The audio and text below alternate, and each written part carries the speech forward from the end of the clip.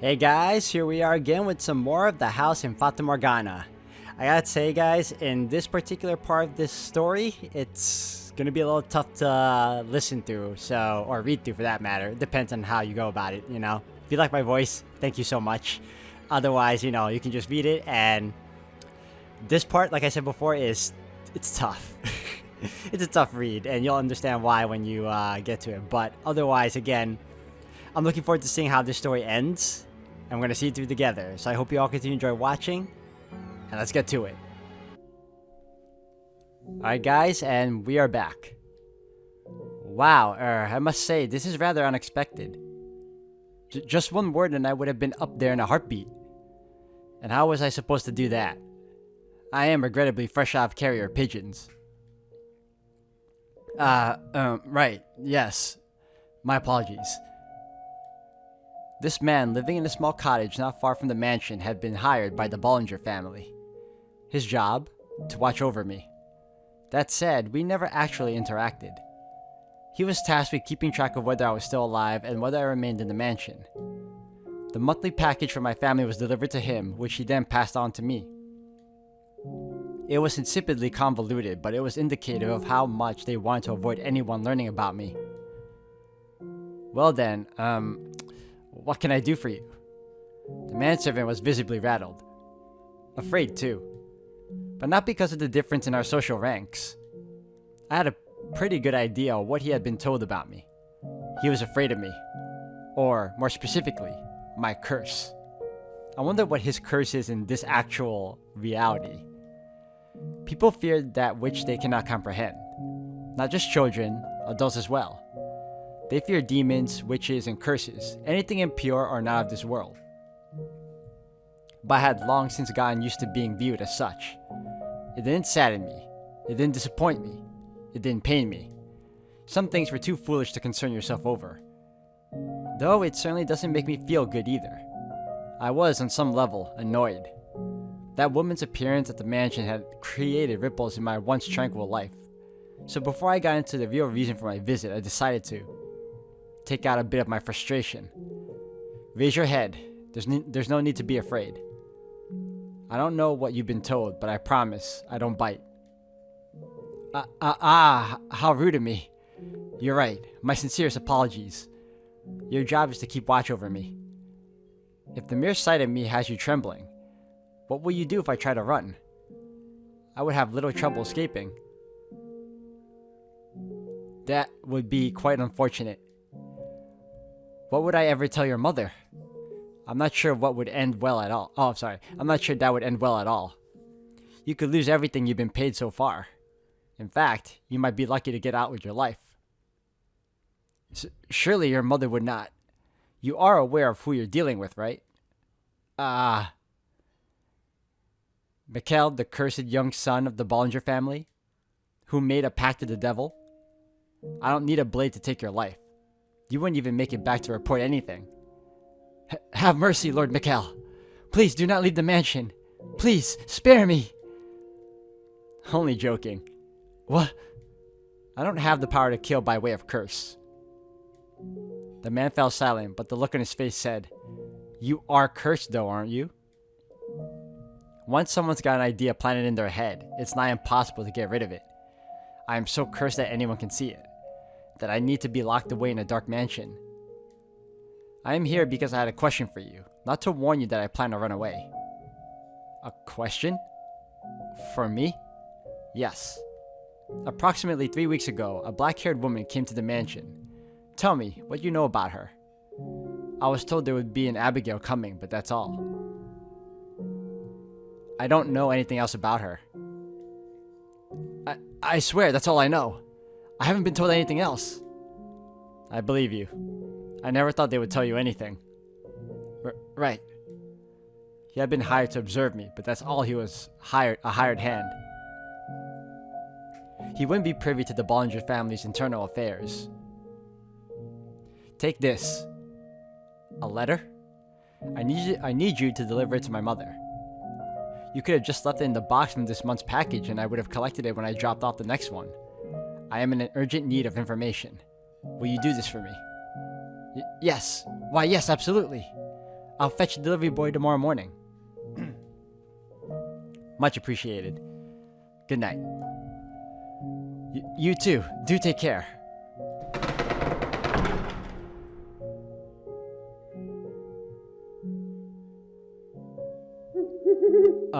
Lord Mikhail?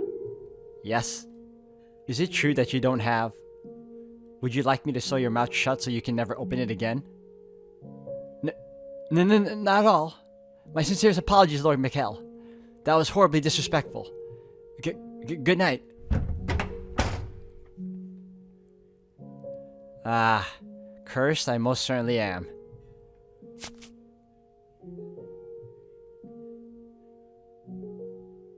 I wonder where it is that he is missing, or whatever. I wonder what type of curse this one is, in fact, you know? My mother's response arrived just 10 days later. The delivery boy must have pushed his horse quite hard. It was almost exactly a month after Giselle had moved in.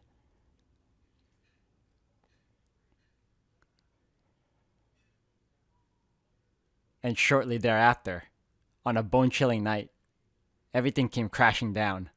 The rift between us grew deeper, and the wall between us impossibly high, when I lay bare the scars in her chest, and mercilessly plunged my life into them. What?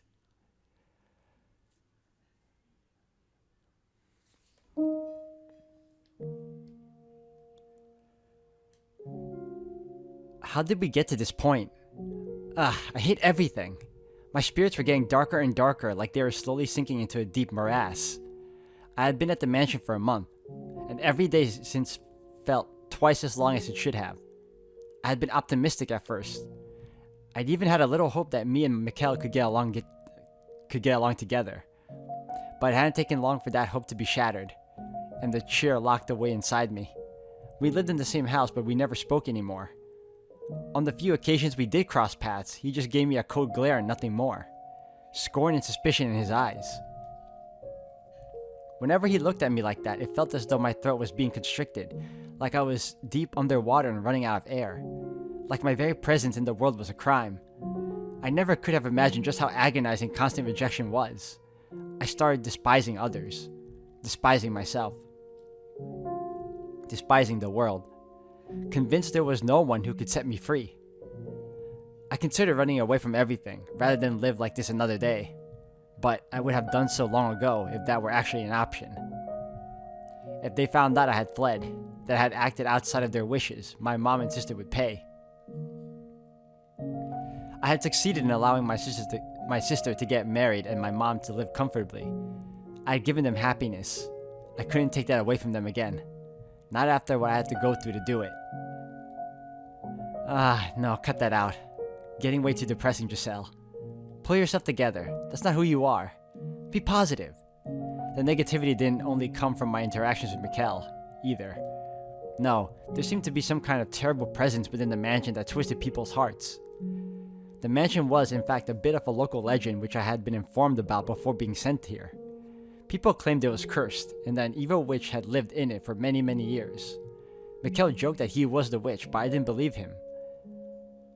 I'm not usually one to believe in magic or curses at all, but being here so long, I can't help but wonder.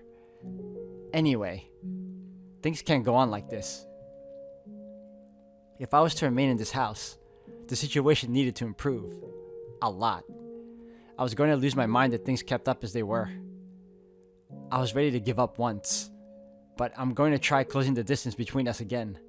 If I could get him to open up even the tiniest bit, then maybe that would make living here a little easier.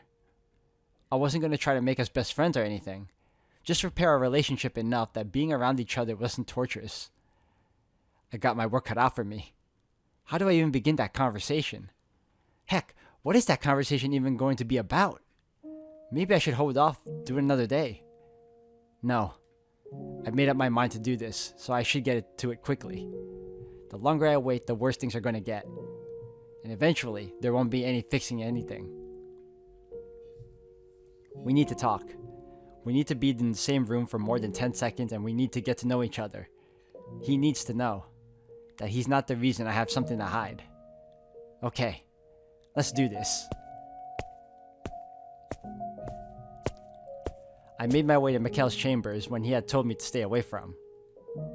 My stride was slow and ponderous, but at the very least, I did my best to keep some semblance of a smile on my face. This is one time where I'd really like to have someone to give me a little nudge. Breathe in, breathe out. Okay. Pardon, Master? There's something I'd like to talk to you about. Master? I guess he's not here. The door wasn't locked. As was the rest of the house, his room was shrouded in darkness. The only light came from the candle in my hand. Master? Are you there, Master?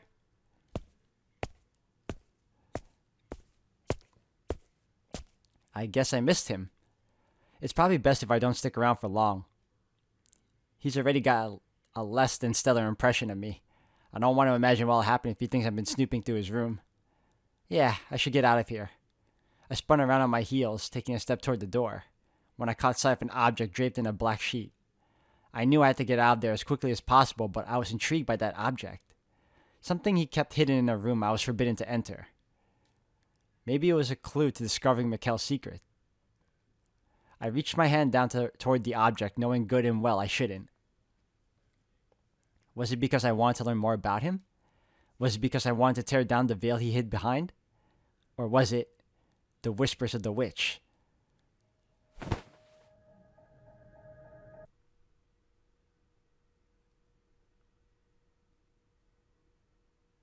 What do we have here? I pulled off the sheet, revealing a framed painting of what appeared to be a noble woman with porcelain white skin. What stood out about her, though, was that the woman's hair was as pale as her skin. And then...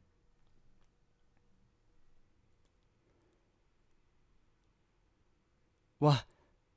I noticed something else. Wide gashes ravaged the canvas, damaging her face beyond repair. What the... I imagined it had once been a painting of a beautiful woman, but there was hardly a trace of that left. The only feeling it inspired anymore was a deep chill. This damage was not accidental. It was deliberate, angry, and the contempt emanating from within the frame was stifling. Thick, suffocating blackness seeped into me. Why would anyone? She was surely a most beautiful woman, angelic even. A storm of questions assaulted me. Who was she? Why had her face been carved up? Why had the painting been covered? What had happened? Who could have? There's only one person who could have done this. Mikhail, why on earth? You saw it, didn't you? You saw the painting, didn't you? You entered my room without permission and you saw the painting, didn't you?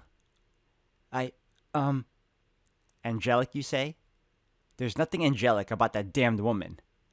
I scrambled to make some excuse, but nothing would come out of my mouth. All I could do was tremble. Oh.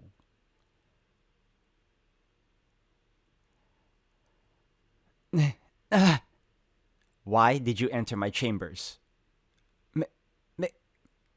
What were you looking for? Answer me. My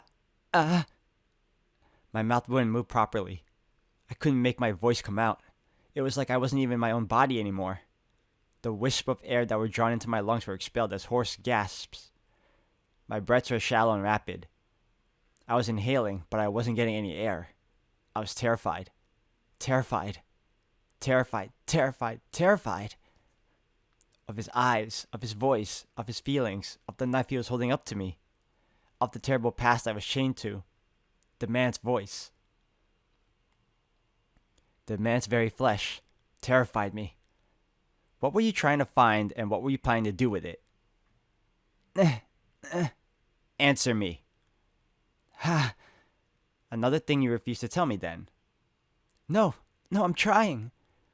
Nothing's coming out of my mouth, though. Everything's so bright, and I can't catch my breath. I can't breathe. That's fine, though. You don't have to tell me. I have a pretty good idea. An idea? What do you mean? Money's what brought you to the Bollinger estate. And it's what brought you to me, too. There are countless people who would love to see that house fall. And a noble family fears nothing more than disrepute. You were, I presume, approached by someone scheming the Bollinger's downfall. No. And as it just so happens, the Bollingers have a very unfortunate secret, one they are quite desperate to keep under wraps. Me. Someone suspected I might still be alive, so they sent you to dig up information about me. My very existence threatens to tear down that house. The cursed youngest son of the Bollinger family. Mikhail, who made a pact with the devil, who is supposed to be dead but is very much alive. You sweet-talked your way into that house and into information about me and my present situation, and you're meant to trade that information for money. I bet whoever it was put quite a handsome price on it too. Or maybe the one plotting to ruin the Bollinger family is you. No, that's not true. Then enlighten me. Please, hear me out. I didn't know anything about you. I wasn't sniffing around or trying to bring you harm in any way. Then tell me, if that's not the reason you wormed your way into the Bollinger estate and that's not what you're doing here, then tell me what is.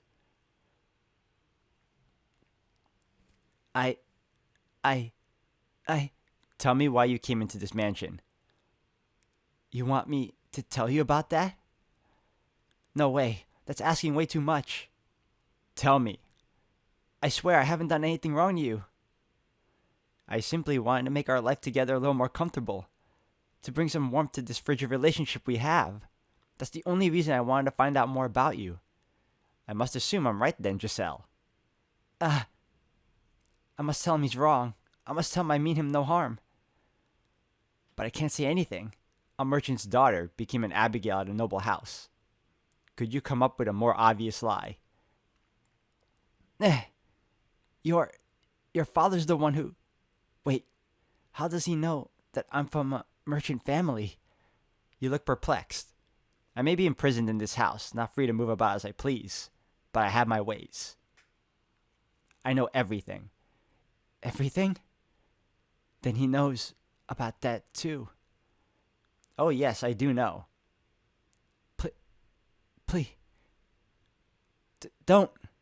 In your quest for money. Don't say it. You slept with my father. What? In that moment, Mikhail plunged his knife into my heart. Holy cow. He carved through my chest with those words, causing me to completely lose control of myself. In a panicked frenzy, and probably screaming all the way, I knocked the man aside, and ran, and ran, and ran. I could hear a clap of thunder in the distance. Oh, how I wish a bolt of lightning would come crashing down upon me. Maybe if God burned my tainted flesh with a divine thunderbolt, it would get rid of some of the filth. But the jagged streaks of light cascading across the dark clouds did not strike me, only creating restless grumbles in the sky.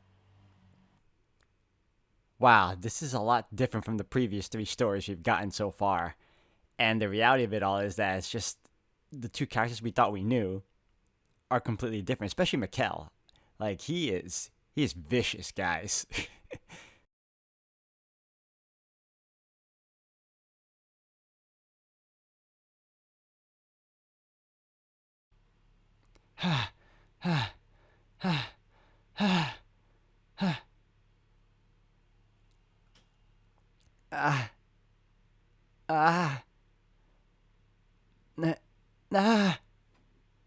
Why? I knew that if I fled that mansion, I would likely be causing trouble for my mom and sister, but I was helpless to stop myself. All I could do was run from all that threatened me with no regards for the consequences. Before long, small droplets of rain began falling, which soon grew heavy enough to penetrate the forest canopy and reach the ground where I stood. The downpour drowned out my tears and my cries. Because I had rushed from the mansion without even putting on a cloak, each cold winter droplet stung bitterly against my flesh. But the bite of the rain was like a warm embrace compared to what I'd been through before. Mikhail had spoken the truth. As much as I wanted to deny it, to avert my eyes, reality was forever engraved in this body. No, I don't want to think about it. But I had no say in the matter. Get out of my head!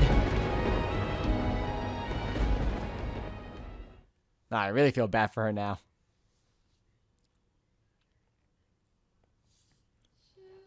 Come over here, Giselle. Oh, okay. May I ask why you asked me here so late at night, Master? Oh, I just wanted to have a little chat. Care for some wine? Come closer and I'll pour you a glass. Ah, we're gonna have the flashback as to how this came about.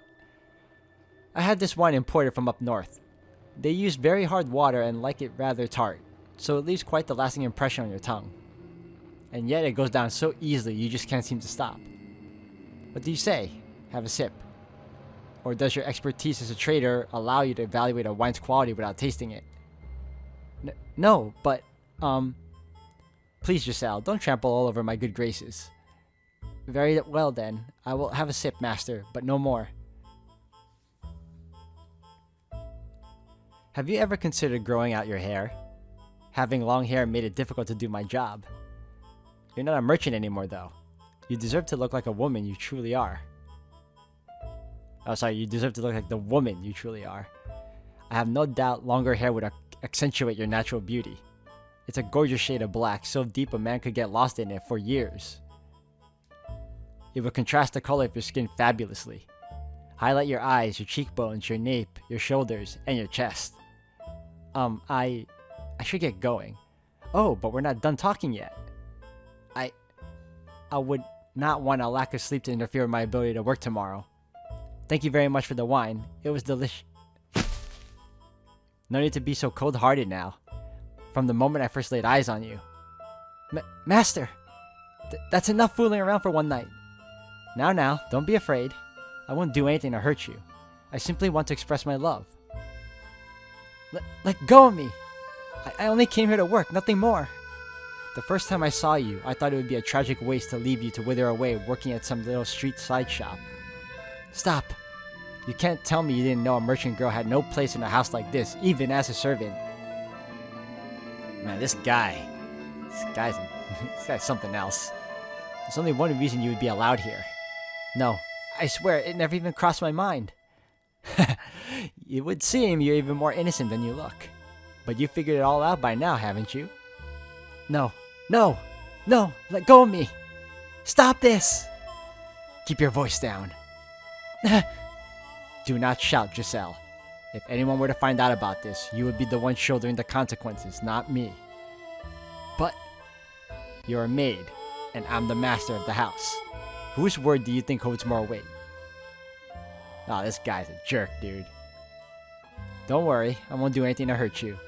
I promise your family will be exceptionally well taken care of. Your mother will have the comfortable life you wanted for her. But you know what will happen if you raise a fuss and make a fool of yourself. Not only will your family not get any of our money, and not only will your sister not get to marry, you'll all spend the rest of your lives in the streets. How could you be so cruel? This is blackmail. Blackmail? For a merchant's daughter, you don't know much about trade, do you? Then let me give you a little lesson about market value. The goods you're after, Giselle, are not cheap. Understand? Now let me see that beautiful body of yours. This guy. I'm angry already. He was an older man, so I hadn't expected him to be very strong. But I couldn't break free of his grip, and I found myself entirely at his mercy. Beneath the gaudy outfits lay a hungry beast, and I was seeing the creature's true colors for the first time that day. The aging man ran his disgusting slobbery tongue across my exposed skin. Everything he placed his hands upon withered away. Every piece of flesh he pressed his lips against putrefied, rotted, decayed, rankled. I trembled in revulsion, at which the man laughed, seemingly interpreting it as something else. I wondered what kind of place hell was. If hell's wardens only flayed and carved their prisoners, I would have preferred that instead. I would have rather been sliced into tiny little chunks and cast into the hellfire. I would have chosen eternal torment over being touched by this man another second. But I didn't get to choose my hell. Eventually, the man forced open the gates I had been holding fast, and spread his festering death inside me. Gosh. This is hard to read, man. I hate stuff like that. Listen to me, Giselle. It is in both of our best interests to keep this between the two of us. If you can do that, I'll continue to do good by you and your family. Oh, don't look at me like that, please. I'm thrilled to have you here in this house, Giselle. She has a long since lost her mind after all. It's torture just being in the same room. And my sons, they hardly ever come home. But you, Giselle, you give color to my dull life. You make it exciting once again. Now go on back to your room. I'll be waiting here at the same time next week. Oh my... Mikhail should just go after the dad now. Just just visit him. Visit him like you visited Giselle. Except, you misunderstood her whole reasons for being in the mansion to begin with. I couldn't escape from that man's grasp. Not when he used my family against me. Some weeks I would just not go to his chambers, my one feeble means of resistance. But when I did that, he would send another Abigail to come find me the next day. I couldn't ignore his summons when he got other people involved. And then, when the two of us were alone, the mask would come off. And he would discipline me for not showing up before taking care of his usual business. On good days, he would leave bruises in inconspicuous places. My abdomen, my inner thighs. But he went as far as carving a word into my skin with a knife. Oh, why? Harlot. Oh, this is... I hate this, man. I hate this guy. Antonin? I hate Antonin. That was why I was afraid of knives. That was why I was afraid of men shouting. I wasn't even sure what to regret anymore. I was in far too deep. This explains a lot as to why the maid, or what she calls herself, did not want to remember her past at all. She did not want to reclaim her true self because of this horrible memory. Yeah, this thing could scar someone for life, man. Trauma, dude. There was no turning back the clock. I even considered taking my own life on more than one occasion. But every time the thought crossed my mind, happy memories came with it. Back when it was just the three of us girls in the shop. Life may not have been easy, but it was never dull either. I didn't want to end my life at its absolute lowest point. I wanted, if just temporarily, to go back to the way things were back then. That objective was the only thing that allowed me to keep going. When I was in his presence, I tried to convince myself I was merely an object. I had no emotions, so he couldn't hurt me. I was merely a vessel, a construct of flesh and bones. His hands couldn't reach my heart, for it was not connected to my body. Doing that made it a little easier to bear. But the reality was, it was impossible to completely sever my heart from my body. You're Giselle, aren't you? One day, the mistress of the estate stopped me in the halls. She had supposedly once been quite beautiful, but now she was only haggard and bony.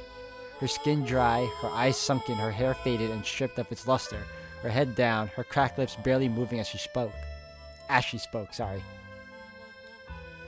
Age didn't appear to be the only thing working its merciless magic on her either. There seemed to be something eating away at her from the inside too, something that could burst at the lightest touch. Yes, I am Giselle. Is there something I can do for you? The mistress rarely ever left her chambers. I had been told it had been years since she attended family supper. So what would bring her to come looking for someone like me? You. What? I wasn't sure I wanted to know the answer. You're having relations with my husband, aren't you? You are, aren't you? Madam. I don't know how to do that. You wretched creature. She was telling me the truth.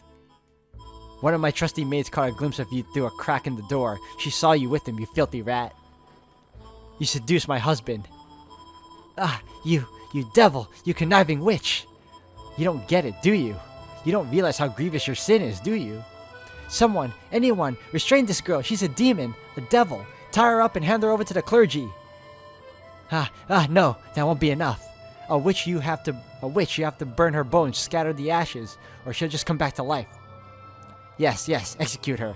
Kill this woman. Burn the witch. Seize the piece she's stolen from me. Cursed. It's cursed. This house is cursed. Not only has it taken away my daughter, now it's trying to take away my husband. Oh God, please shine thy cleansing light upon this house. I knew it would be a waste of breath trying to talk to her. She was not sound of mind. There was madness in her eyes. I didn't even have to make a fuss about it. It happened all on its own.